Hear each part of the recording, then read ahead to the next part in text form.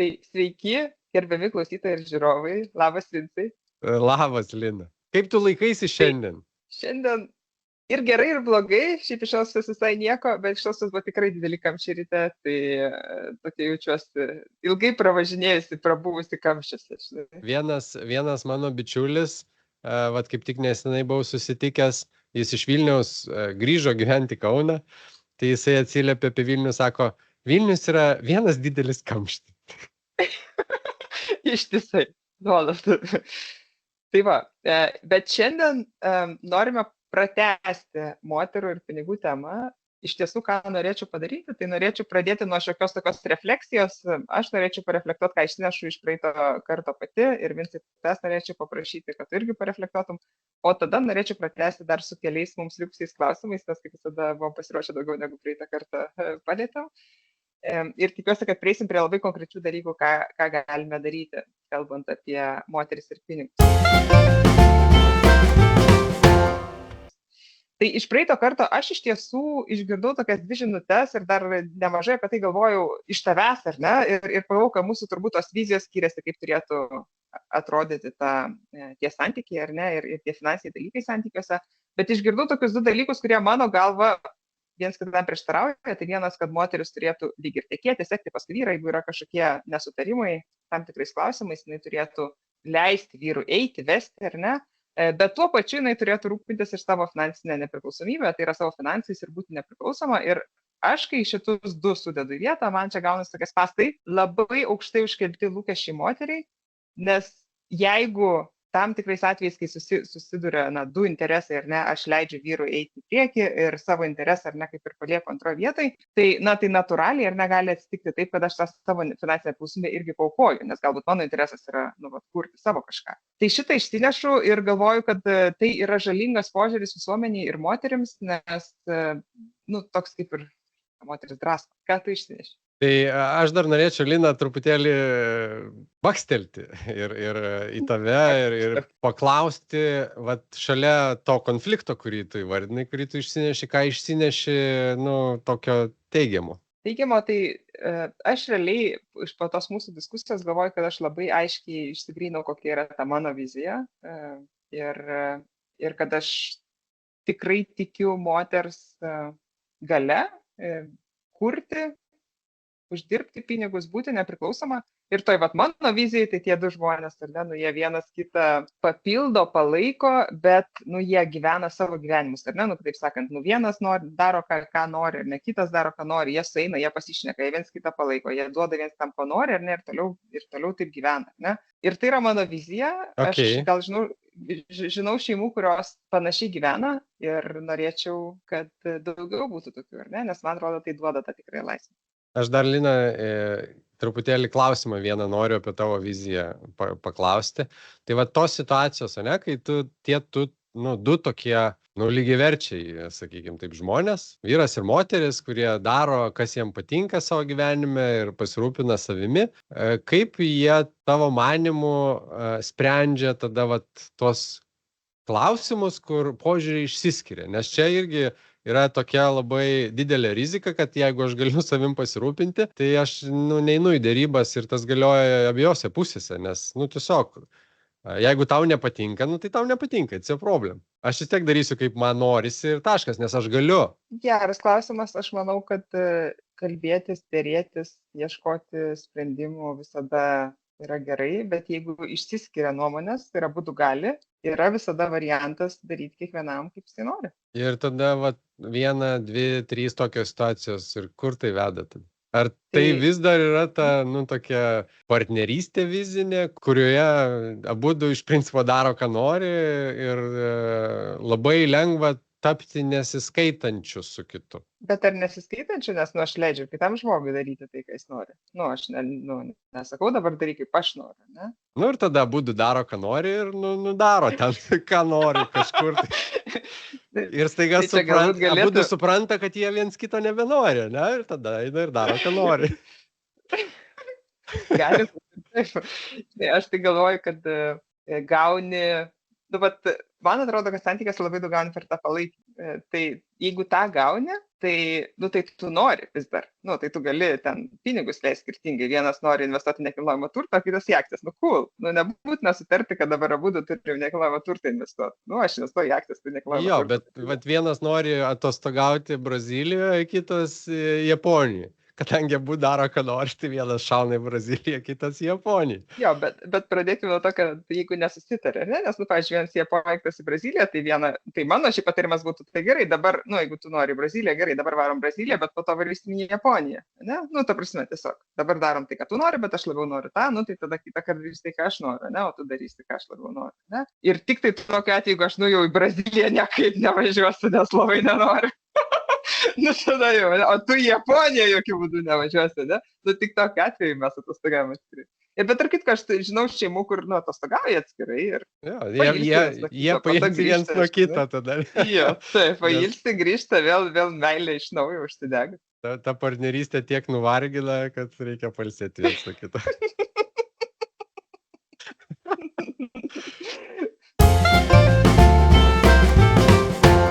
Tai čia Lina, gal truputėlį man norisi ir padėti tą akcentą, kad, nors taip mano ta vizija, ne, ką tu pasakėjai, tokia, kur tarsi moteris, jinai, teka paskui vyrą, bet aš jokių būdų neapeliuoju, kad, vyras viskas sprendžia už moterį, tai irgi nėra apie tai, nes kam vyrui tokia atsakomybė, žinai, o moteris irgi yra tokia pati pajėgi ir savim pasirūpinti, ir dar kitais, ne? Ir dažnai neveltui pokštaujama, kad vyrui sloga, tai jau pasaulio pabaiga. O moteriai, tai čia padin. Bet kur aš lenkiu į tai, kad gal vizijas palikime truputėlį šonuose, ne? Nes tai yra tai, kaip mes įsivaizduojam, ir čia neveltui yra sakoma, kad norėti reikia atsargiai, nes norai išsipildė gali visai kitaip atrodyti, jeigu mes įsivaizdavom. Ir čia yra dažnas filmų, kuriuose rodomi sandoriai su velniu motyvas, nes žmonės nori, bet jiem pakiša tokį norų išpildymą, kad ten visai ne apie tai pasirodo, ne, dalykai yra. Tai šičia gal mes taip ir palikim tas savo vizijas truputėlį šone, nes tikiu, kad joms materializuojantis tas mūsų požiūris irgi keisis, nes mes pamatysim dalykų, kurių nesam įvertinę arba kurių nesam patyrę. Ir tiesiog tai bus faktorius truputėlį kitaip viską įsivaizduoti arba kitaip norėti, kad dalykai klostytųsi. Bet aš noriu pradėti nuo to, tikriausiai šiandien, kad kai mes turim porą, vyrą, moterį, viskas prasideda nuo labai paprasto dalyko. Tai yra gebėjimo kalbėti ir gebėjimo išklausyti. Tai yra bet kurių santykių pagrindas, ne? Sutiksi su tuo.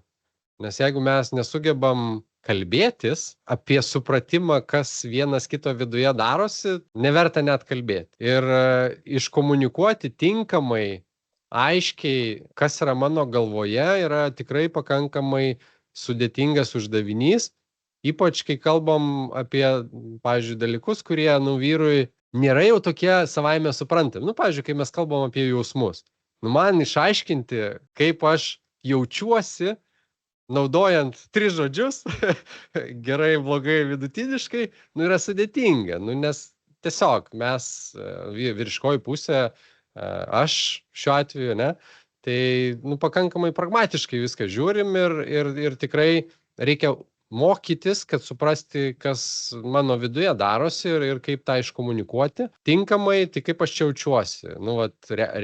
Santykių su tuo, ką tu, pavyzdžiui, padarei ir pasakei. Bet aš galvoju, kad labai svarbu yra užakcentuoti, kad ne tai, kad vyrai kitokie ir dėl to nieko nereiks to daryti, nes jie tiesiog tokie, bet būtent, kad gal vyrai turi daugiau investuoti statistiškai, stereotipiškai vėlgi, ne, į tai, kad geriau suprastų savo jausmus ir sugebėtų juos iškomunikuoti. Ir man atrodo, tai yra labai geras įgūdis, kad nereikėtų pamiršti jo vystyti. Šiuo atveju aš taip drįsčiau prieštarauti, kad tai yra stereotipiškai, nes tai yra gamtos taip įsriegta vyrui. Jis bet, yra toj labiau yra materiniai pusė. Tikrai vyrų, kurie daugiau jaučia ir moterų, kurios jaučia mažiau. Vienareikšmiškai. Vyrų ir moterų, tai ta prasme turėjau mintyje, ar ne? Bet mokytis geriau suprasti jausmus ir vyram ir moteriam yra labai gerai. Taip, ir gebėti tai įvardinti žodžiu ir padėti kitam suprasti savo būsenas. Ir čia turbūt vienas iš tokių patarimų, kuriuos galima duoti dviems žmonėms, kurie bendrauja nebūtinai poroje, bet apskritai santykyje, darbe, ten verslo partnerystėje ar kažkur tais. Pirmas tai yra gebėti išsakyti, kaip aš jaučiuosi, niekaip neapeliuojant į kažkokią specifinę kito reakciją. Tikslas yra pasakyti, kaip aš jaučiuosi ir leisti kitam žmogui nuspręsti, ką su to daryti. Nes dažnai mes išsakydami dalykus ateinam su tam tikros reakcijos lūkesčių. Ir tada kyla konfliktas, natūraliai, nes kitas žmogus nebūtinai taip sureaguos, kaip aš noriu, kad jis sureaguotų, arba, įsivaizduoju, kaip jis turėtų sureaguoti. Iš serijos, vėl paimkime stereotipinę situaciją, moteris neša krepšį ir man sunku, vyras, tai pasidėk. Viena reakcija, kitas duok panešiu, kita reakcija, bet, moteris klausdama tikriausiai apeliuoja tai, kad tu padėk man nešti. Ir kai vyras atsisako, tai jinai pasirengus jam padaryti. Bet čia tik toks anekdotinis pavyzdys. Bet esmė yra ta, kad dažnai mes išsakydami dalykus jau turim lūkestį reakcijai. Ir va čia yra ta vieta, su kuria bent jau man tikrai teko labai intensyviai ir daug padirbėti, nustoti laukti žmonių specifinių reakcijų. O tiesiog pažiūrėti, tai kokia ta reakcija ir ką su to daryti. Aš šiaip apie tą komunikaciją visai nesnei tokį podcastą klausau ir dabar, kai sakyti, tai prisiminiau jį. Jisai sako, kad santykiuose labai dažnai mes užveliam tos dalykus, pavyzdžiui, komunikaciją. Ir jisai sako, kad daug dabar aš sakau apie tai, kad jeigu komunikuosim, jau viskas bus gerai. Bet sako, bazė yra tai, kad santykiuose vienas turi patenkinti kito poreikius ir tas, antras turi, pirmo poreikius patenkinti. Ir jeigu to poreikių patenkinimo nėra, tai ten gali kiek nori labai gerai komunikuoti, neutraliai, ten dar kažkaip ar ne, bet jeigu to poreikių viens kito nepatenkina, tipo nieko nebus iš tų santykių. Ir aš pagalvoju, čia šiaip gera mintis, nes gal mes pamirštam, bet aš visą laiką, kai kalbam apie komunikaciją, aš tada ir galvoju, tai komunikacija padeda aiškiau iškomunikuoti poreikius, ne? Nes, nekomunikuodamas niekaip neperduosi tam kitam žmogui, kokie tie tavo poreikiai ir lygiai taip pat jisai neperduosi. Net tu gali pradėti diskutuoti, ginčytis dėl kažko, visiškai net gal ir pats iki galo nesuprasdamas, koks tas tikrasis tavo poreikis ar ne, ir tas kitas irgi lygiai taip pat gal nesupranta, koks tikrasis jo poreikis. Tai komunikacija svarbu, bet svarbu suprasti ir tą, ko man iš tiesų dabar trūksta, kai aš sakau, kai man tą krepšį sunku nešti. Ne? Taip. Tai ir šiuo atveju greičiausiai man trūksta to palaikymo, gal net kartais net ne, kad krepšį paneštum, o kad užjaustum, kad tikrai sunku, jo suprantu, kad nerealiai sunku, kartais ir to užtenka. Taip, kartais tai yra tiesiog apie tai, kad kitas pastebėtų mano pastangas. Tiesiog. Nereikia, kad jis kažką dėl to darytų, užtenka, kad jis pastebėtų, ne? Čia pirmas patarimas, mokykimės komunikuoti tai, kas labai tu gerai pasakėjai apie savo tuos tikruosius poreikius.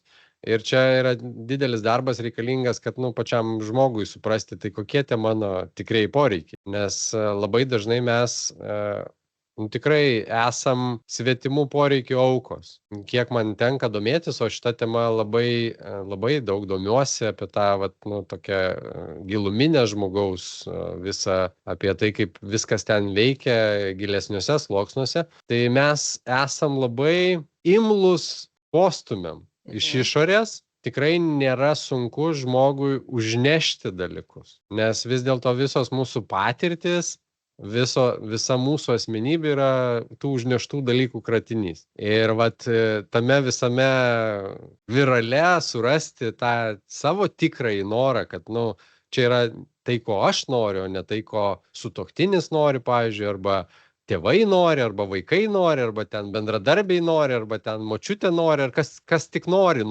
Tai labai sunku tą surasti, nes kodėl žmonės būna nelaimingi gavę dalykus, kurie nori, nes tai nėra tai, ko jie nori. Tai yra tai, ko kažkas kitas norėjo ir jiem atrodė, kad ir jie to nori. Dėl to mes turim labai didelę kopijavimo kultūrą realiai, stiprų influencerių tą visą reikalą, nes jie užnorina žmonės ir žmonės tarsi galvoja, kad jeigu ir aš taip, tai būsiu ten kažkaip, bet dažnai nieko panašaus nevyksta ir tik dar daugiau streso ir vidinės įtampos tai sukelia.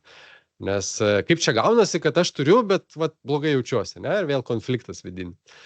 Tai čia tokios vietos, su kuriomis tikrai kiekvienam iš mūsų asmeniškai reikia padirbėti, kad mes gebėtume iškomunikuoti tai, ko mes iš tikrųjų norim. Ir kai mes jau gebam iškomunikuoti, ne, tai ko mes norim, tada prasideda va, tas toks tikrasis santykis, nes aš tada galiu girdėti, ko tu nori ir tada su tuo kažką daryti, pasirinkti, ką su tuo daryti ir su tuo kažką daryti. Ir tu girdėdama, ko aš noriu, įgauni galimybę į tai kažkaip reaguoti. Ir tikrai mes nesam tie, žmogus įprastai nėra tas toks, žinai, piktybinis kenkėjiškas vienetas, kuris supranta kito norą ir sako, aš tyčia to neduosiu, nes tai to nori. Čia jau patologija tokia truputėlį, nes tai santykiais akivaizdu kažkas yra negerai ir reikia spręstis dalykus, bet įprastai mes norim kitiems žmonėms padėti. Ir jeigu jie aiškiai vardina ir sugeba išartikuliuoti, kokie yra jų poreikiai, tai labai tikėtina mes prisidėsim prie to, kad jie tos dalykus galėtų pasiekti. Ir šitoje vietoje, kai mes dalykus išsprendžiam, mes galime eiti jau prie to, tokio finansinio klausimo, moters finansinio klausimo ir padiskutuoti šitoj šviesoje apie moters finansinį raštingumą ir jos gebėjimą tos pinigus suvaldyti. Šiaip, Vincai, aš norėčiau pradėti nuo, kadangi pats tikrai nemažai šeimų konsultuoji, porų konsultuoji, ar ne, finansų valdymo klausimais. Gal tu galėtum pasidalinti, taip iš šono reflektuodamas kaip konsultantas, kokios dažniausiai yra tos situacijos šeimose, nes tikiu, kad tarp mūsų klausytojų yra visokių ir nepriklausomų moterų, ir priklausomų, ir išsiskyrusių, ir ten kartu gyvenusių, ir ten visokių patirčių turinčių, ir tų, kurios labai savarankiškos ir nudriftino, kaip tu sakai, į šonus, ar ne, ta prasme. Ką tu iš tų savo patirčių, kokias įžvalgas ir kokias situacijas matai dažniausiai? Tai aš kaip ir minėjau praeitą kartą, realiai yra 3 keliai, kuriuose žmonės nusėda. Pirmas kelias yra, kai poroje ar santykiai esantys žmonės finansus tvarko atskirai. Iš finansų prizmės... Koks patarimas būtų, ar ne? Bet tarkim, moteriai ar ten vyrai. Aš kol kas nuo patarimo susilaikysiu, labiau norisi pirmą įvardinti kontekstą ir tada eiti prie to. Tai tokioj vietoj, kai, sakykime, ateina pas mane pora ir jie nori tvarkytis pinigus atskirai, tai tada aš labai paprastai jiems sakau, kad ateikit po vieną. Nes tada jūs neturit bendro konteksto, jūs turit bendrą gyvenimą, ten bendrą šeimą, whatever, bet jūs neturit bendro finansinio konteksto, dėl to mes nedirbsim kartu, nes nėra apie ką čia kalbėti kartu. Kiekvienas turėsit atskirus tikslus, atskirus norus, atskirus ten būdus ir tiesiog dirbam su kiekvienu atskirai. Tai į tą papuola poros, šeimos, kur kiekvienas gyvena savo asmeninį finansinį gyvenimą ir į tą sritį papuola ir tos moteris, kurios šiaip savarankiškai gyvena. Ten, tarkim, nebūtinai poroje ar santykiai. Tada yra tokia, ta tarpinė statelė. Tai yra, kai abu sumeta dalį savo pinigų ir turi bendrą finansinį kontekstą, bet pasilikę ir asmeninio finansinio konteksto gabalą. Ir tada jau tas trečias, kuris tik tais pakankamai jau tokia tikrai tvirtose partnerystėse yra ir tam jau atsiradusiam gebėjime viens kitą su kitu kalbėtis ir iškalbėti, ką žmonės nori. Tai yra galimybė tada sumesti pinigus visus į krūvą ir su tuo kažką daryti, jau einant kartu pilnai 100% ir jau nebijant parodyti, kur aš turiu savo poreikius ir tu gali matyti, ir kur tu turi savo poreikius ir aš galiu matyti ir nesukelti kitam konflikto ir pačiam nepulti konfliktą, matant, kiek pinigų į vieną ar kitą pusę nueina, nes tikrai tam reikia pakankamai nemažos tokios asmenybinės brandos, kad net neturėti minties, žinai, kad tai kiek tu čia išleidai tam rankinukui, žinai? Čia pavyzdys vėl stereotipinis, bet jis labai gerai iliustruoja šitą vietą ir neturėti pasipiktinimo apie partnerio išlaidas iš bendrų pinigų. Nes jeigu tik tais žmonės nėra pakankamai brandus, aš sakau, ne, mes ten negalim, jūs susipyksit. Elementariai, nes jūs nepajėgus dar suvaldyti savyje kylančių jausmų dėl partnerio išlaidų atliekamų iš bendrų pinigų. Ir viskas. Ir tada einam į tą kažkokį tai tarpinį variantą ir ten su to dirb. Tai va, tai kontekstas, horizontas yra toks, į tą visi papuola, su kuriais bent jau man tekę yra dirbti ir tada mes tiesiog pasikalbėję su pora, su šeima, nusprendžiam, tai kokiu keliu mes bandysime eiti ir ar tikrai jūs gerai suprantat, ko tai iš jūsų reikalaus. Tai va, ir kai šitą apsitarėm, tada jau judam toliau. Tai va čia tokie trys krepšeliai, kuriuos galima, mano manimu, visus sudėlioti. O kokias klaidas dažniausiai daro poros? Tai pirmas, Tvarkydami aš nežinau, ar taip top 3, bet dalykai yra, kurie, tikrai labai greitai išlenda. Tai ir ką aš visada stengiuosi pirmiausia subalansuoti, tai labai svarbu išsiaiškinti, ar abudu to nori. Tikrai nemažai yra atvejų, kai vienas iš partnerių, vyras ar moteris, nesvarbu, užsihypina, dabar jau čia mums reikia susitvarkyti, savo finansinį gyvenimą ir susidėliot, ir tada tempia kitą. O kitas, jam ta mintis nėra parduota, realiai, taip grubiai tariant.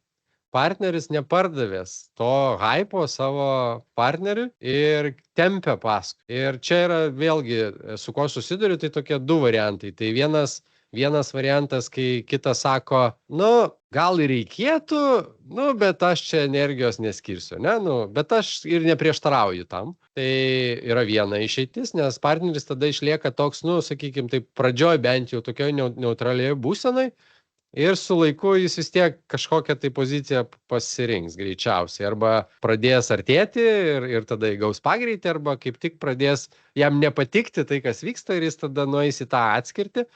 Ir kalbant apie atskirtį, jinai gali būti nuo pat pradžių, kad, tarkim, tas neužsiturbinės, jis sako, jo, gerai, bet viduje sako, aš to nenoriu realiai. Ir tada prasideda sabotavimas, nes kai reikia daryti dalykus, akivaizdu, kad pradeda lysti tie, tokie pagalių kaišiumai ratus, kad, sukompromituoti procesą ir pasakyti, kad mums nieks neišeina ir metam čia šitą darbą ir gyvenam kaip gyvenę. O gal turi konkrečių patarimų, tai kaip man, tarkim, aš esu tas, šeimoje, kuris labai nori užsihypinęs, kaip tu sakai, o kitas nenori. Kaip man parduoti, ir tu sakai, kad aš nepardaviau to hypo, nepardaviau tos idėjos žmogui. Ką patartų man, ką aš galiu padaryti, kad ir kitas būtų lygiai taip pat norėtų tą spręsti? Čia šitoj vietoje verta turbūt pakalbėti apie pokyčių ratą, kaip aš vadinu, ir kurį irgi pristatau savo klientams. Tai pirma stadija, ar kaip čia galima pavadinti, tai kai žmogus nežino, kad turi problemą. Tai jis nežino ir jam vienodai. Ten sakyk, ką nori, jis net nežino, kad čia kažkokia problema ir kažką reikia spręsti. Tai čia yra pirma stadija. Antra stadija, kai žmogus supranta tarsi, kad jau čia kažkokia tai yra problema, bet nieko dar su to nedaro, nes jam ta problema gal netrodo tokia didelė, reikšminga. Jinai yra, bet iš serijos. Trečia stadija, kai žmogus pradeda suprasti, kad jau čia yra problema ir aktyviai kažkaip pradėti, ne tai, kad aktyviai, bet po truputėlį domėtis ir yra toks svarstymas, tai čia iš tikrųjų problema, ar čia kažkaip reikia su to dylinti, ar galima tai palikti. Ir šitoj stadijai žmogus tada domisi ir pasiekus tam tikrą kritinę masę suvokimo savo problemos, jis dažniausiai peršoka į tą tokią aktyvę stadiją, kai jis jau sako, jo, aš turiu problemą ir jis jau aktyviai ieško sprendimų, kaip tą problemą išsispręsti. Ir penkta stadija, kai jis išsisprendžia ir turi pasikeitusią savo būseną, kurioje pastoviai vyksta toks svarstymas, ar iš pokyčio aš gavau pakankamai daug naudos, kad negrįžti atgal. Ir jeigu ta nauda yra pakankamai didelė ir man patinka rezultatas, tai greičiausiai žmogus čia ir liks su to įvykdytų pokyčiu. Jeigu jam ten seni įpročiai pradeda pramušinėti, tai jis šoka į tokio 6 atkritimo stadiją, ir grįžta prie senų savo darbelių ir, gyvena taip, kaip gyvenęs. Nesvarbu, kad, jis patyrė pokytį, išgyveno jo rezultatus, bet matomai jam arba per sunku išlaikyti tą naują status quo, arba jis nemato prasmės, vadinkim, dėti tiek pastangų dėl tokio rezultato.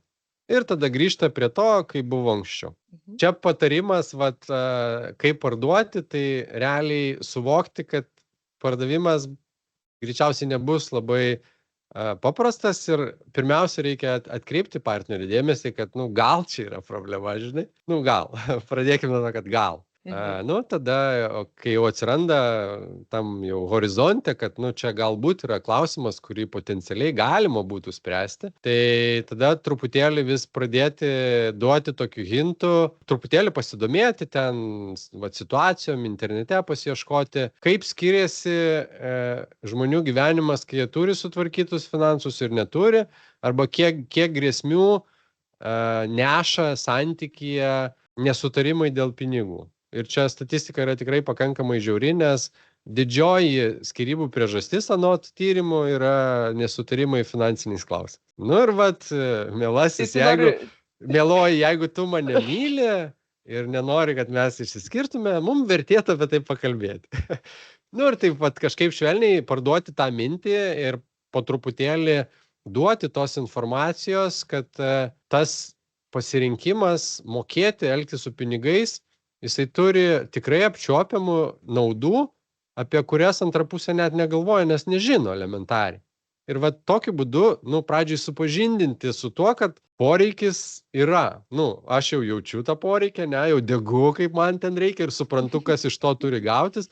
Ir po truputį perleisti tą degimą kitai pusiai ir parodyti pavyzdžiais, istorijom, kad gyvenimas tvarkant finansus gali būti gerokai stabilesnis, ramesnis ir žymiai daugiau vietos nukreipti dėmesį į kitus dalykus tada atsiranda. Ir tokiu būdu po truputį galima tam partneriui tą mintį parduoti. Ir kai jis jau sako, gal ir vertėtų, tada iš karto, čia sprendimas. Ir jau tada einam, darom ir žodžiu, keliaujam kartu. Įsivaizduojam. Patinka labai, labai tokie greiti sprendimai. Taip, ir čia yra didelė bėda. Šiandieninis žmogus visiškai nemoka laukti, visa mūsų kultūra yra tokio greito vartojimo. Pažiūrėk, tarkim, į tą visą mokymo, horizontą. Jeigu mokymai nežada pokyčio per 24 valandas, tai jie niekam neįdomu. Ir ką tai rodo? Tai rodo, kad mes norim, realiai piliulių, ne darbo su savimi, o piliulių. Išgeriu vaistų ir man nebeskauda. Deja, gyvenime su savimi taip nebūna. Skausmą galvos gali numalšinti ir tai, ta piliulė po valandas ten veikti pradeda, ar po pusvalandžio. Deja, šitoj vietoje greitų sprendimų, nėra.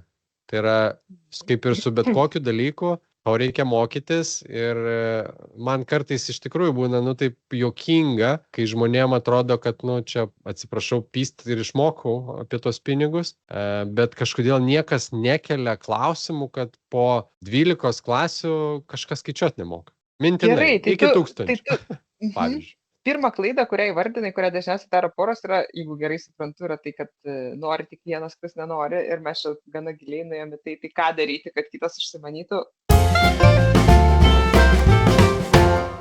Kokią kitą dažniausiai pasitaikančią klaidą, kurią daro poros? Tai kitas,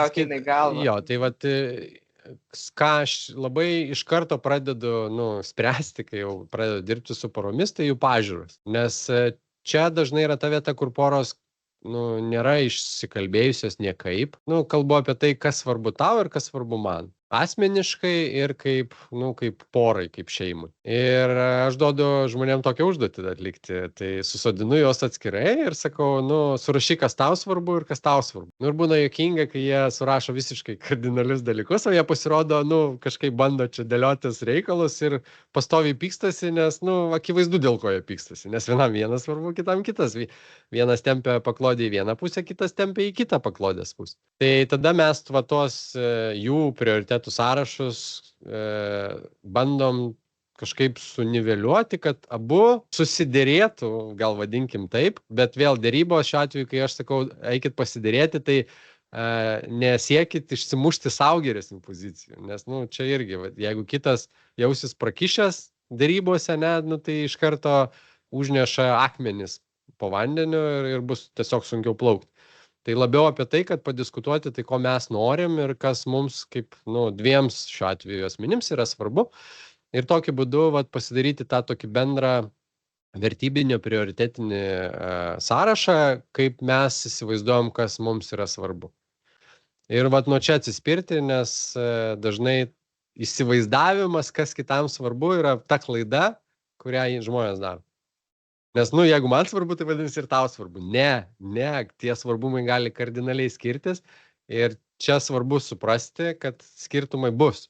Klausimas, ką su tais skirtumais padaryti. Nes aš galvoju, dažnai skiriasi žmonių išlaidų prioritetai. Tarkim, vienas nori leisti pinigus pramogoms, nes jam svarbu pramogos, ne, o kitas, pavyzdžiui, nori maksimaliai taupyti ir paskolą greičiau atiduoti. Tai, čia aš įsivaizduoju, kad tikrai dažnai būna, ar ne, skirtumai. Bet ten koks nors tikslas bendras gal dažnai būna panašus. Tai šitoj vietoj, kai aš kalbu apie tos vertybinius prioritetų skirtumus, tai mes ir kalbam apie tai, kur jie norėtų padėti pinigus. Ir ten tikrai tų skirtumų pakankamai reikšmingų išlenda. Tarkim, vienas nori kokybiško maisto gaminto namuose, ne, o kitas visiškai jam vienodais, ten gali pusfabrikačiais misti, jam tikslas yra išeiti. Kažkur tais pavalgyti, nes, jam tas gaminimas namuose atrodo didžiausia tragedija. Ir tada kaip šitus dalykus derinti, nes natūralu, kad vienas tada perka produktus ir neša namo, ir pyksta, kad kitas, tarkim, nevalgo arba neprisideda prie gaminimo, o kitas tempiasi į miestą ir sako, prasukam pro Hesburgerį, pavyzdžiui. Ar ten pro kioską kažkokį, tai ir pasimsim čia valgyti, kam čia apsikrauti. Ir tas nenori to, alkanas, bet nenori to valgyti. Ir iš karto toks konfliktas yra, nes tada nėra suderinamumo šitoje vietoje, nes nėra pirmiausia komunikavimo, kas vienam ir kitam yra svarbu, nes tikrai šitos dalykus galima suderinti. Praktiškai psichologo darbą dirbė, man atrodo. Realiai pirmi keli susitikimai yra ne apie pinigus. Pirmi keli susitikimai yra apie bendro vardiklio suradimą ir tik tada mes einame į pinigus, nes kol nėra susineveliavimo požiūriuose, tol kalbėjimas apie pinigus yra pakankamai beprasmis.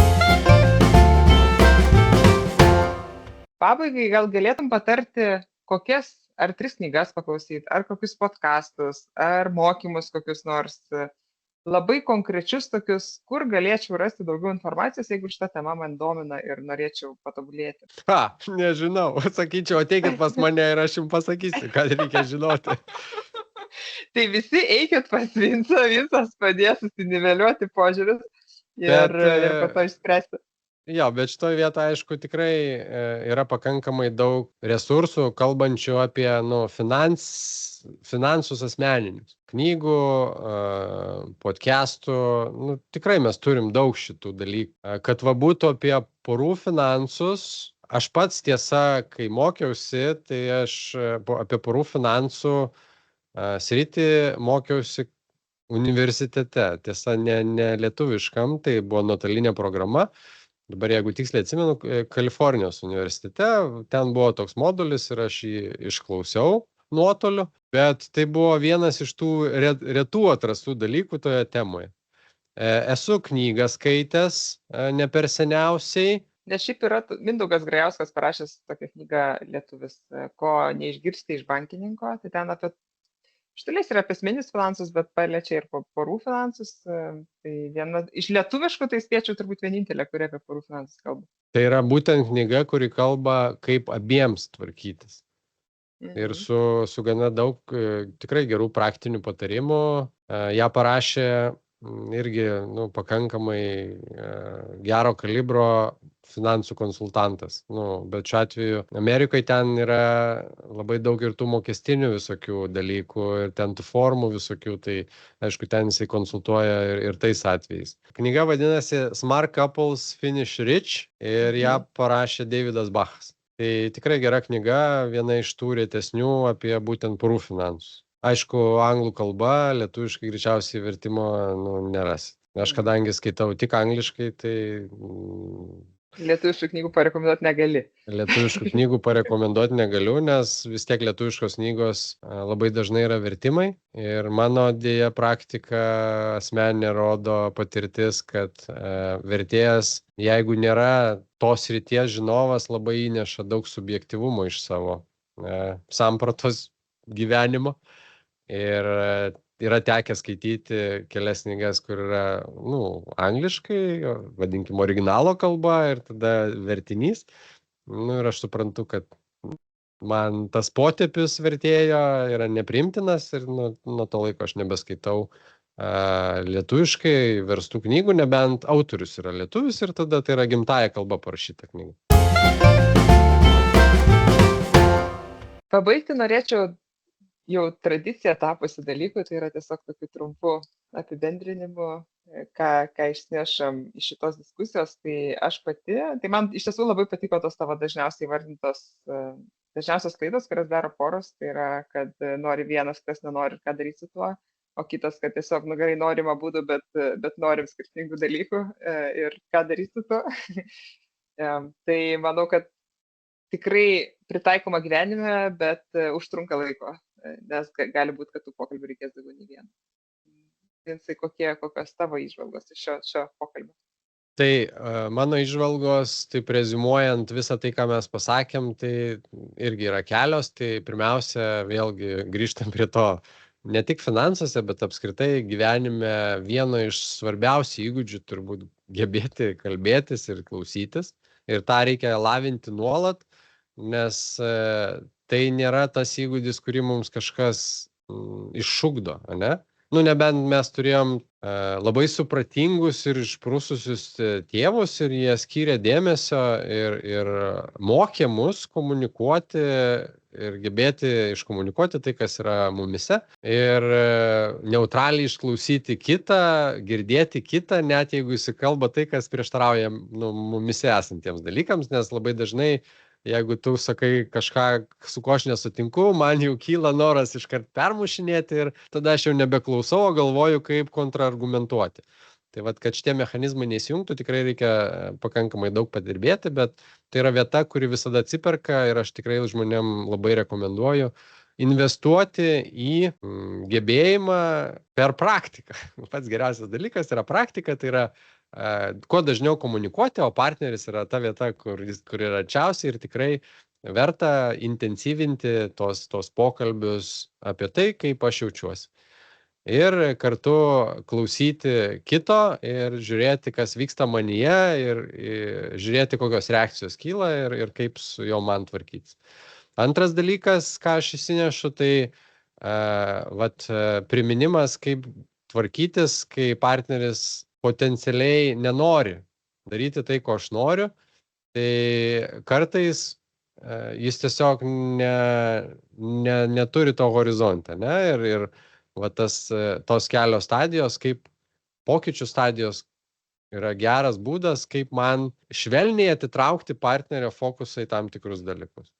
Neateiti su kūju ir iškart kalti, čia problema turim spręsti ir sako, aš tai nematau problemas. Jeigu tau problema, tu ir spręskit. Bet po truputį atitraukti ir iš tikrųjų priminti savo, kad ne visada dalykai išsisprendžia čia ir dabar. Ir kad kartais tikrai verta dėti pastangų vardan kokybiškesnės ateities, nes bet kas turbūt patvirtins, kad kuo ilgiau mes sugebam atidėti malonumą, tuo aukštesnių rezultatų mes gyvenime pasiekime. Tai čia yra visiškai apie tai, kad atidėkim tą norą staigiai keistis situacijai ir po truputį ją keiskim ir užaukim kartu su pokyčiais, nes tai duoda gerokai didesnį pasitenkinimą ir apskritai naudą gyvenime. Tai čia antras dalykas. Ir trečias, tai kad visgi finansais vertėtų ir aš irgi labai rekomenduoju rūpintis abiem, esant santykiai ir poroje. Ir nepriimti pasyvaus vaidmens, kas neretai nutinka porose. Nes visgi finansai yra asmeninis įgūdis, kad ir kaip ten bebūtų, kaip ir gebėjimas kalbėti ir klausytis. Ir turėdami gerą įgūdį, mes ir partneriai galim kažko pamokyti ir savo sukurti kokybiškesnį gyvenimą elementariai, kiekvieną dieną. Tai ačiū tau labai už įdomią diskusiją šiandien. Ačiū visiems, kurie žiūrėjot ar klausėt. Ir sakau, iki kitų kartų. Ačiū, iki kitų kartų.